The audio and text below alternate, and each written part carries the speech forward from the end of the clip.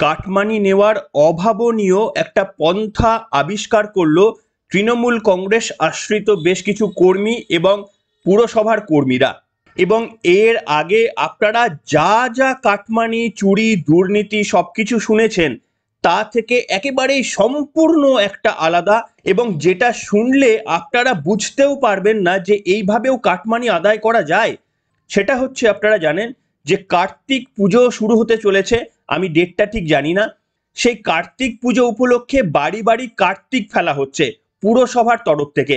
এবং এর সঙ্গে কাটমানির কি সম্পর্ক, তার জন্য তো পুরো বক্তব্যটা আপনাদের শুনতেই হবে। কিন্তু বক্তব্য শোনার পর একগুচ্ছ আজকে চুরির নতুন নতুন তথ্য আপনাদের সামনে দেব, যেটা শুনলে সত্যি আপনারা বিস্মিত হয়ে তো যাবেনই, এবং প্রশংসাও করবেন তৃণমূল কংগ্রেসের কর্মী সমর্থকদের যে এদের মাথায় বুদ্ধি রয়েছে। পশ্চিমবঙ্গের সাধারণ মানুষকে কিভাবে নতুন নতুন পন্থাতে লোটা যায়, তার যে নিত্য নতুন প্রথা আবিষ্কার করছে শাসক দল আশ্রিত বেশ কিছু কর্মী সমর্থকরা, সেটা সত্যি একেবারেই অভিভূত হয়ে যাওয়ার মতো। এবং এত সব শোনার পর রাজ্যের মাননীয় মুখ্যমন্ত্রী গোটা রাজ্য পুলিশ প্রশাসন, স্বাস্থ্য দপ্তর এবং পুরসভার কর্মীদের বিরাট পুরস্কার ঘোষণা করলেন। সেটা শুনলেও আপনারা অবাক হয়ে যাবেন। আর আজকে এই পর্ব শোনার পর যদি আপনাদের চমকে দিতে না পারি, তাহলে নিশ্চিতভাবে এর পরের দিন থেকে আমার চ্যানেল দেখানো হয় বন্ধই করে দেবেন। নমস্কার, welcome to simple as a বিষয়ে আপনাদের সকলকে স্বাগত জানিয়ে শুরু করছি অত্যন্ত চিত্তাকর্ষক একটি পর্ব। দেখুন, এতদিন পর্যন্ত আমরা জানতাম সমাজে পুলিশ এবং চোরের একটা সাপে নেউলে সম্পর্ক রয়েছে, কিন্তু মমতা বন্দ্যোপাধ্যায় সেই প্রথা একেবারেই উল্টে পাল্টে দিয়েছেন। এমন একটা সুন্দর প্রশাসন তিনি আমাদেরকে দিতে পেরেছেন, যেখানে চোরেরাও খুশি, যেখানে পুলিশরাও খুশি। ভারতবর্ষ ছেড়ে দিন, পৃথিবীর আর কোনো দেশে এই ঘটনা পাবেন না যেখানে চোর এবং পুলিশ দুজনাই একসঙ্গেই খুশি। এর পুরো ক্রেডিট কিন্তু রাজ্যের মাননীয় মুখ্যমন্ত্রী এবং তাদের দল পরিচালিত যে একটা প্রশাসন, এই সম্পূর্ণ ক্রেডিটটা তাদেরই দিতে হবে। দেখুন, যে নতুন নতুন উপায়ে আমাদের রাজ্যে চুরির বন্দোবস্ত করা হয়েছে, সেটা সত্যি ভারতবর্ষের অন্য কোথাও ছেড়ে দিন, বিশ্বের আর কোথাও দেখতে পারবেন না, এমনকি পড়শি দেশ বাংলাদেশে পর্যন্ত দেখতে পারবেন না। তাই সেই কারণে কিন্তু মমতা বন্দ্যোপাধ্যায়ের প্রশাসনকে অন্তত এই বুদ্ধি খাটানোর জন্য একটা পয়েন্ট আপনাকে দিতেই হবে। আর এটাও আপনাদের আজকে শোনাবো, রাজ্যের মাননীয় মুখ্যমন্ত্রী গত দিনে এই পুলিশ প্রশাসন, পুরসভার কর্মীদের কাজে এতটাই নাকি খুশি যে তাদের একটা বিরাট পুরস্কার দিলেন। কি পুরস্কার দিলেন সবটাই বলবো আপনাদের সামনে। প্রথমে আপনাদের কয়েকটা চুরি, অভিনব চুরি বা কাটমানি নেওয়ার গল্প শোনাই, আসুন। দেখুন, একটা খবর দেখুন, বাড়ি বাড়ি কার্তিক ফেলছে বৈদ্যবাটি পুরসভা, চাওয়া হচ্ছে টাকাও, কাউন্সিলরের কাণ্ডে স্তম্ভিত তৃণমূল। আসুন একটু আনন্দবাজার পত্রিকা থেকে আপনাদের পড়ে শোনাই। সকাল সকাল দরজা খুলতেই অবাক বাড়ির কর্তা, সামনে বসানো কার্তিকের মূর্তি। ভেবেছিলেন পাড়ার ছেলেপুলেরা মস্করা করছেন, কিন্তু কার্তিক প্রতিমার সঙ্গে একটি কাগজ দেখে বিস্মিত হয়ে যান কর্তা। কাগজটি বৈদ্যবাটি পুরসভার এক কাউন্সিলরের প্যাডে, তাতে কাউন্সিলরের সইও রয়েছে। উপরে গৃহকর্তার উদ্দেশ্যে লেখা রয়েছে কার্তিকের জন্য কত টাকা খরচ হয়েছে এবং সেই টাকা কার হাতে দিতে হবে। বাড়ি বাড়ি কার্তিক ফেলছে পুরসভা, এই খবর ছড়িয়ে পড়তেই শোরগোল পড়ে যায় এলাকায়। এবং জানা যাচ্ছে যে চিঠিটি পুরসভার প্যাডে লিখে পাঠানো হয়েছে, তাতে লেখা হয়েছে কার্তিক ঠাকুরের জন্য 2000 টাকা করে দিতে হবে। এবং তার একটা প্রতিলিপিও আপনাদের দেখাচ্ছি, কি লেখা রয়েছে সেটা খুব একটা স্পষ্ট বুঝতে পারছি না, কিন্তু লাস্টে লেখা রয়েছে সবকিছুর উদ্যোগে পৌশালী আন্টি, পুরসভা অনুমোদিত Poushali Bhattacharya, councillor, ward number 19, Baidyabati municipality. বুঝতে পারছেন, একবারে অসাধারণ কিন্তু একটা পন্থা। এর জন্য কিন্তু ওই পৌশালী আন্টিকে সকলেই একবার ধন্যবাদ জানাবেন। এত সুন্দর একজন কাউন্সিলর, তৃণমূল কংগ্রেস আশ্রিত একজন কাউন্সিলর, তার নামে যে এই সমস্ত প্যাডগুলো ছাপছে এবং এই যে টাকা তোলার নতুন পন্থা, আপনার এই প্রচেষ্টাকে একেবারেই স্বাগত। দেখুন, কে করছে সেটা তো বলতে পারবো না, তবে যেহেতু কাউন্সিলরের প্যাডে হচ্ছে, তাই সমস্ত রেসপন্সিবিলিটি বা এর উত্তর দেওয়ার দায়িত্বও কিন্তু তার। হতেই পারেন যে তিনি নিজে করেননি, বা তিনি হয়তো এই সম্পর্কে জানেনও না, কিন্তু সেটাই বা এক নিঃশ্বাসে বিশ্বাস করব এমন যুক্তিও তো আমাদের কাছে নেই। শুধু তাই নয়, আপনাদের আরো দু একটা তথ্য দিয়ে রাখি।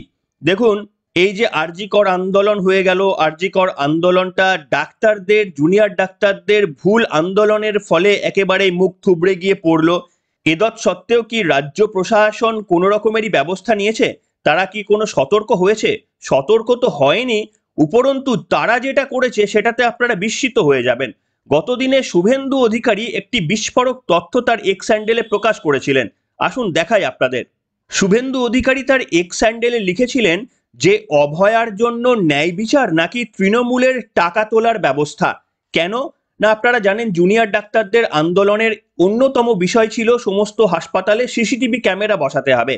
সেই সিসিটিভি ক্যামেরা বসানোর জন্য আমাদের এই রাজ্য সরকার রাত্রিরের সাথী প্রকল্পের মাধ্যমে যে সিসিটিভি গুলো বসিয়েছেন তার এক এক জায়গায় এক এক রকম দাম।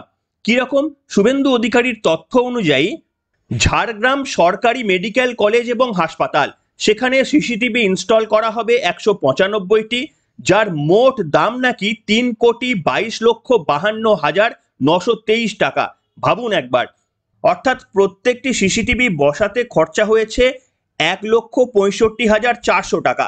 এরপরে আসি পরেরটায়, প্রফুল্ল চন্দ্র সেন মেডিকেল কলেজ এবং সরকারি হাসপাতাল আরামবাগ, সেখানে সিসিটিভি বসানোর কথা 50টি, যার পরিমাণ হচ্ছে টাকার পরিমাণ 1,75,98,739 টাকা। অর্থাৎ এক একটি সিসিটিভির দাম পড়ছে 3,51,974 টাকা। ভেবে দেখুন যে প্রথমত এক একটা মেডিকেল কলেজে এক এক রকম দাম, এবং তার মধ্যে বিস্তর তফাৎ। এক একটা সিসিটিভি বসাতে নাকি 3.5 লাখ টাকা 4 লাখ টাকা লাগে। বাজারে একটু খোঁজ খবর নিয়ে জানলাম সিসিটিভি ইনস্টল করতে মোটামুটি 20 থেকে 30 বা 40 হাজারের মধ্যে এক একটা হয়ে যাওয়ার কথা, সেখানে 3 লাখ, 3.5 লাখ, 4 লাখ এরকম এক একটা সিসিটিভি পিছু নেওয়া হচ্ছে। দুর্নীতিটা বুঝতে পারছেন? মানে নতুন নতুন পন্থায় কোনো একটা সুযোগও কিন্তু তৃণমূল কংগ্রেসের কর্মী সমর্থকরা বা এই প্রশাসন মিস করতে চায় না। যেখানেই সুযোগ পাবে সেখানেই কিন্তু একেবারেই বসান দিয়ে দেবে, এবং সাধারণ মানুষ, আমার আপনার মতো মানুষের টাকার আদ্যসাধ্য হচ্ছে কিন্তু এই বিভিন্ন উপায়ে। আপনাদের আরো একটা তথ্য দেখাই, দেখুন আনন্দবাজার পত্রিকার এই খবরটি। গ্রেপ্তার করার পরেও দুর্নীতির 1.5 কোটি টাকা কুন্তলের অ্যাকাউন্টে, হাইকোর্টে দাবি করলো ইডি। ভাবুন, নিয়োগ দুর্নীতি মামলায় তিনি দীর্ঘদিন ধরে একেবারেই জেলবন্দি রয়েছেন। এই অবস্থায় জেলের মধ্যে থেকেও তার কারবারটা তিনি চালিয়ে যাচ্ছেন। জেলে বন্দি থাকা অবস্থাতেও দুর্নীতির 1.5 কোটি টাকা তার অ্যাকাউন্টে পড়েছে বলে দাবি করেছে এনফোর্সমেন্ট ডিরেক্টরেট। প্রতিভার দাম দিতে শিখুন মশাই, প্রতিভার দাম দিতে শিখুন। সবসময় সমালোচনা করলে হবে না। এই সমস্ত কুন্তল টুন্তলের মতো যাদেরকে সৃষ্টি করেছে তৃণমূল কংগ্রেস, এদেরকে দাম দিতে শিখুন। কিভাবে ভিখারি থেকে রাজা হওয়া যায় তাদের ফর্মুলা কিন্তু এই তৃণমূল কংগ্রেসের প্রায় প্রত্যেকটি নেতা বা কর্মীদের কাছে রয়ে গিয়েছে। আর আপনারা সৎ উপায়ে চাকরি করবেন, মাথার ঘাম পায়ে ফেলে আপনারা আপনাদের সংসার চালাবেন, একটু ছোট ব্যাংক থেকে লোন নিয়ে নিজের গাড়ি বাড়ি করবেন, তার জন্য প্রচুর সুদ আপনাকে মেটাতে হবে, তার জন্য উদয়স্ত আপনাদের পরিশ্রম করতে হবে। আর এই দেখুন কুন্তলের মতো নেতারা, কিংবা ওই যে কাউন্সিলরের কথা বললাম, একেবারেই কার্তিক ঠাকুর ফেলেই রাতারাতি কোটিপতি হয়ে যাবে। বুঝতে পারছেন? অসাধারণ একটা সমাজ ব্যবস্থা রাজ্যের মাননীয় মুখ্যমন্ত্রী আমাদের সকলকে দিয়ে দিয়েছেন, যেখানে চোরও খুশি, পুলিশও খুশি। এতক্ষণ তো আপনাদের দেখালাম যে চোরেরা কিভাবে খুশি আমাদের এই রাজ্যে। মমতা বন্দ্যোপাধ্যায়ের প্রশাসনে চোরেরা কতটা খুশি। খুব স্বাভাবিকভাবেই এরা কেউ চাইবে এই সমাজটা পরিবর্তন হোক?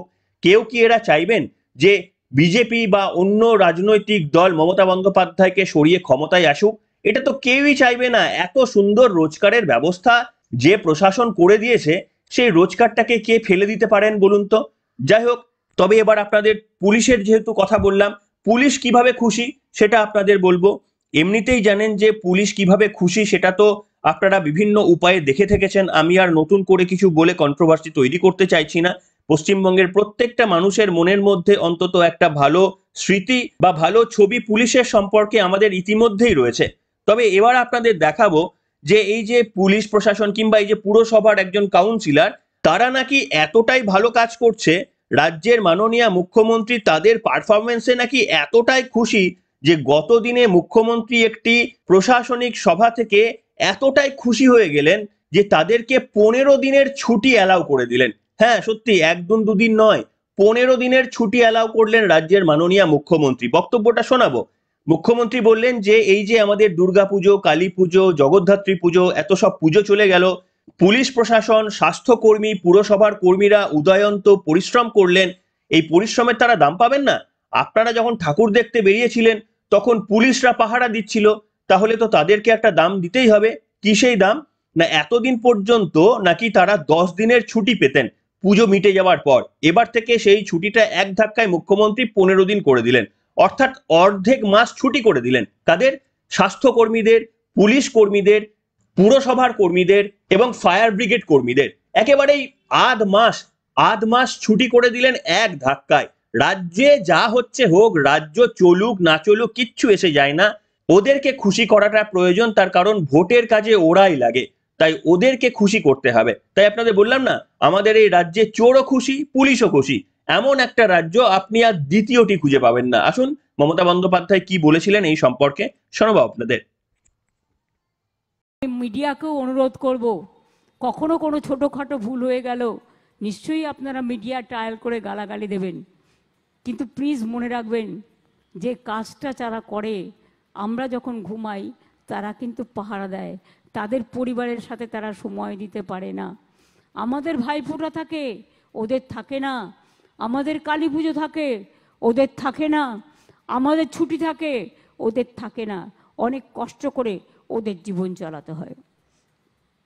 তাই আমাদের পুলিশ অলরেডি 10 দিন মনে হয় তারা রিওয়ার্ড হিসেবে হলিডে পায়, যেহেতু তারা একদিনও ছুটি পায় না।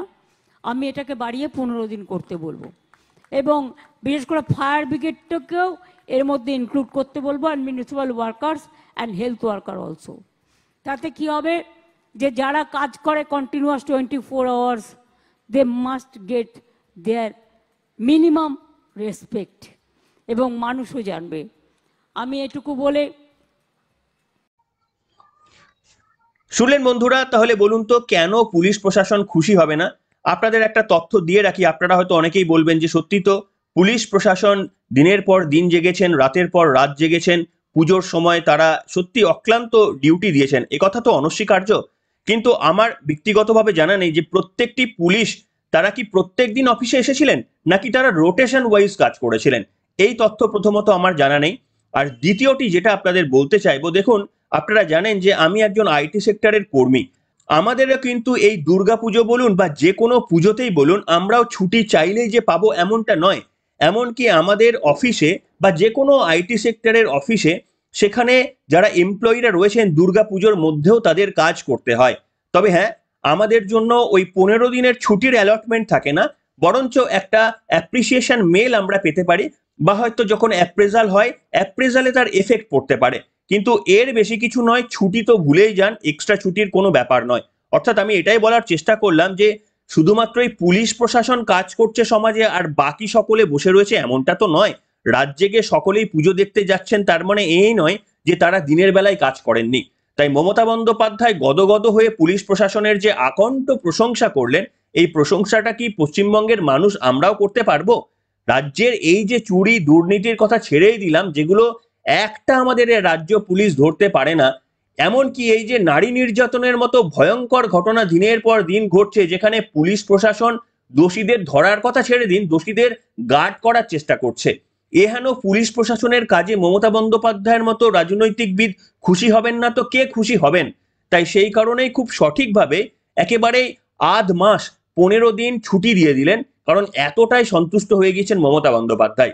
আমার মনে হয় ওই যে পুরসভার কাউন্সিলর যিনি নতুন উপায়ে এই যে চুরি করলেন, একটা দুর্নীতি তিনি করার চেষ্টা করলেন কার্তিক ফেলার মাধ্যমে, তিনি করেছেন কিনা তো বলতে পারবো না, অন্তত তার প্যাডে যেটা উল্লেখ করা রয়েছে, অন্য কেউ করতে পারেন তার প্যাডকে ইউজ করে, সেই তথ্য আমাদের কাছে নেই। কিন্তু যেই করে থাকুক না কেন, আমার মনে হয় এই প্রশাসনের একটা কোনো পুরস্কার এদের জন্য কিন্তু ঘোষণা করা উচিত। তার কারণ দেখুন, অত্যন্ত চিত্তাকর্ষক হয়ে যাবে ব্যাপারটা। আমাদের এই রাজ্যে নতুন নতুন উপায়ে যারা চুরি করতে পারবেন, নতুন নতুন উপায়ে যারা কাটমানি নিতে পারবেন, তাদের জন্য নতুন কোনো পুরস্কারের যেন ব্যবস্থা করা হয়, বা এমন একটা মঞ্চ তৈরি করা হয় যেখানে সকলেই থাকবেন, তাদেরকে পুরস্কৃত করা হবে যে নতুন উদ্ভাবনী শক্তি দিয়ে চুরি করার উপায় সব থেকে ভালো কে বলতে পেরেছেন, এবং সব থেকে বেশি টাকা সাধারণ মানুষের কষ্টার্জিত কাটমানি হিসাবে সব থেকে কে বেশি টাকা মারতে পেরেছেন, আবার কেন্দ্রীয় সরকারের কাছ থেকে যে টাকা, সেই টাকা ডাইরেক্টলি সাধারণ মানুষের কাছে পৌঁছে না গিয়ে কারা তার মধ্যে থেকে ঢুকে গিয়ে সেই টাকা আত্মসাৎ করতে পেরেছেন, কিংবা ধরুন এই যে নতুন ট্যাবের জন্য যে তরুণের স্বপ্ন চুরমার হয়ে যাচ্ছে, সেই তরুণের স্বপ্ন চুরমার করতে সব থেকে সফলতা কে পেয়েছেন, এদেরকে নতুন নতুন কিন্তু পুরস্কার দিতে হবে। তার কারণ এরা এতটাই উদ্ভাবনী শক্তি নিজেদের মাথার উপর প্রয়োগ করছেন, এই উদ্ভাবনী শক্তিটা দেখে সত্যি অন্তত ওই বুদ্ধিটার দাম তো দিতেই হবে। দেখুন, কার্তিক ফেলে যে রোজগার করা যায়, এটা কেউ ভাবতে পেরেছিলেন? আপনারা কেউ জানতে পেরেছিলেন যে কার্তিক ফেলে রোজগার করা যায়? জানি না, আমি একটু মজা করে আরো একটা কথা বলছি, মাফ করবেন।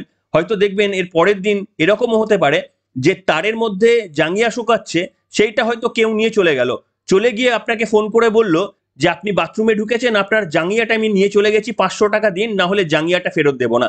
এইটাও কিন্তু আরো একটা নতুন কৌশল হলেও হতে পারে। আগামী দিনে যদি এই ধরনেরও কোনো রকমের কাটমানির ব্যবস্থা হয়ে থাকে, তাহলেও কিন্তু সেটা হলেও হতে পারে। একেবারেই নতুন নতুন উদ্ভাবনী শক্তি দিয়ে মানুষকে লোটার একটা প্রচেষ্টা করা হচ্ছে। দেখুন, অত্যন্ত আক্ষেপের সঙ্গে তো এই কথাগুলো বলতে হয়, তার কারণ পশ্চিমবঙ্গের সাধারণ মানুষের যে অবস্থা, দিনের পর দিন নিত্য প্রয়োজনীয় জিনিসের যে মূল্য বৃদ্ধি, সমস্ত মূল্য আমি ছেড়ে দিলাম, আমি শুধু আলুর কথাটা আপনারা একবার ভাবুন। বাজারে আলু কিনতে গেলে, 1 কেজি আলু কিনতে গেলে এই মুহূর্তে 32 থেকে 34 টাকা প্রতি কেজি আলুতে খরচা করতে যদি হয়, তাহলে শুধুমাত্র মাসে একটা 3 বা 4 জনের ফ্যামিলিকে চালাতে আলুর পেছনে কত টাকা খরচা করতে হয় একটু শুধু ভেবে দেখবেন। এবং এইভাবে মানুষ যখন জ্বালা যন্ত্রণায় কার্যত শেষ হয়ে গিয়ে যখন নিজেদের খরচা কমিয়ে দিচ্ছেন, যখন খাবার দাবার কমিয়ে দিচ্ছেন, যখন নিজেদের শখ আহ্লাদ কমিয়ে দিচ্ছেন, তখন আমাদের সমাজেরই কিছু লোকরা রয়েছেন, তারা এইভাবে একেবারে নির্দ্বিধায় নতুন নতুন পন্থা অবলম্বন করে লোটার চেষ্টা করছেন। আর পশ্চিমবঙ্গের মানুষও দেখুন, আমাদেরও দেখুন, এই এত চারিদিক থেকে আমাদের লোটা হচ্ছে, তারপরেও দেখবেন যে তৃণমূল কংগ্রেস একেবারে রমিয়ে জিতে যাচ্ছে। এই দেখুন না, 6টা উপনির্বাচন হয়ে গেল, আর কয়েকদিন পরেই ফল প্রকাশ হবে। এই ফল প্রকাশের পর দেখবেন আরো একবার সবুজ আবির। তাই আপনি কোন দিকে যাবেন? এমন একটা রাজ্য যেখানে পুলিশও খুশি, চোরেরাও খুশি, আর এই পুলিশ চোরের পরেও সাধারণ মানুষ তারাও নাকি খুশি। তাহলে এই সরকারের পরিবর্তনটা চাইছে কারা? আমি এটাই তো বুঝতে পারছি না। এই সরকারের পরিবর্তন চেয়ে বাসে, ট্রামে, চায়ের দোকানে যে এত কথা হয়, কিন্তু আমি তো দেখছি চোরও খুশি, পুলিশও খুশি, আবার সাধারণ মানুষ তারাও ভোটের লাইনে গিয়ে তৃণমূল কংগ্রেসকে জেতাচ্ছে। তাহলে অসুবিধাটা কোথায়? অসুবিধা তো কিছুই নেই, ভালোই তো চলছে। আপনারা আবার পরিবর্তন করছেন কেন? বরঞ্চ এই যে বাড়িতে কার্তিক পুজো ফেলা হলো, মাত্র তো 2,000 টাকা চাওয়া হয়েছে। 2,000-এর বদলে কোথাও যদি পারেন 3,000 টাকা দিয়ে দিন।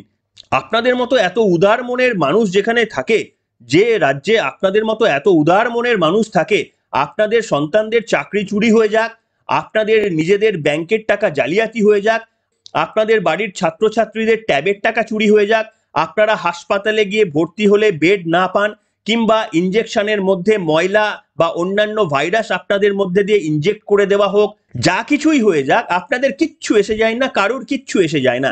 আমরা নাকি এতটাই সুখে রয়েছি। যাই হোক, আপনারাও কি সুখে রয়েছেন? কতটা আনন্দে রয়েছেন এই রাজ্য প্রশাসনের আমলে? একটু লিখে জানান না। আর বিশেষ করে ওই কার্তিক পুজো সম্পর্কে কিছু বলবেন না? 2-1টা লাইন আপনারাও লিখুন, আমরা সবাই পড়ি। এনিওয়ে, এখনকার মতো এখানে শেষ করলাম।